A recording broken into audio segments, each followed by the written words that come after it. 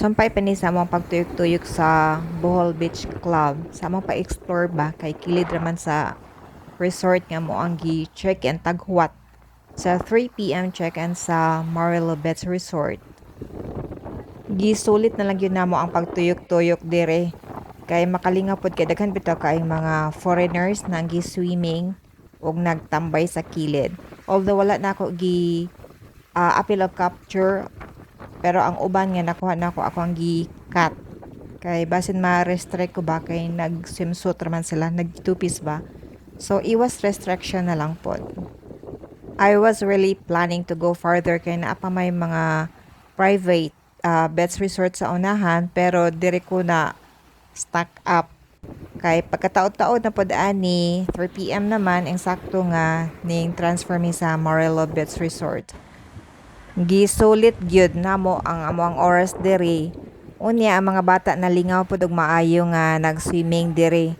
So taghuwat nga mangundang ang mga bata ning balik ko diri og explore sa Bohol Beach Club.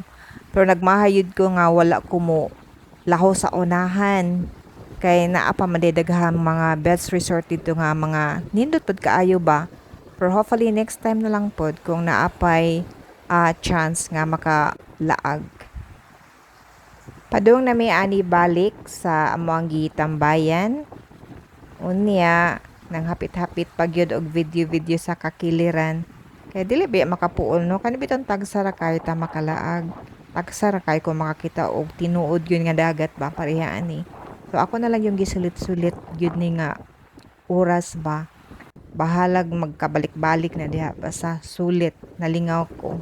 Ug I hope pod nga malingaw mo sa ako ang gi-share karon diri sa akong mga videos. Nindot gyud no kung naa bitaw tay mga extra nga budget. Nindot gyud tagan-an kana bitang maglaag ta kauban sa pamilya. Mag-unwind ba kay usa gyud ni nga makapawala sa stress kay stressful ba ya kayo ang kinabuhi labi na karon nga crisis jud kaayo. Nindot kayo kaning mag-work hard to save and earn money. Pero at the same time pod, mas nindot gyud pod nga kung naa lang gyud extra, magtaga na gyud para sa laglaag ba sa pamilya or sa inyo ha nga mag-couple para ma-unwind, para ba mga luag ang mga ruska, maluag at mga tornilyo para iwas stress gyud kaayo, di ba? Pero sa mga tagilid jud kaya mga budget pareho namo, dili gyud ni advisable. Maayo man ni kay kasagaran sa mga laag sponsor baya sa ako ang pamilya. Kay naaman sila mga kaya.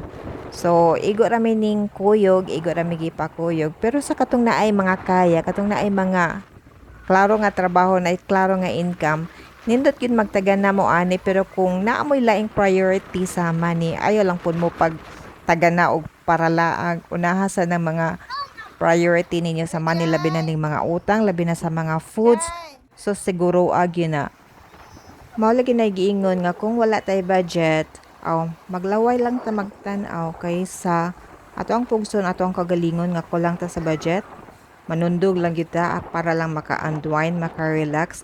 Unya pag human pag-uli sa balay, dili ta ma-relax kay napuno na pud ta sa utang ug daghang utang, naghuwat kay gigamit ang kwarta sa laglaag, di ba?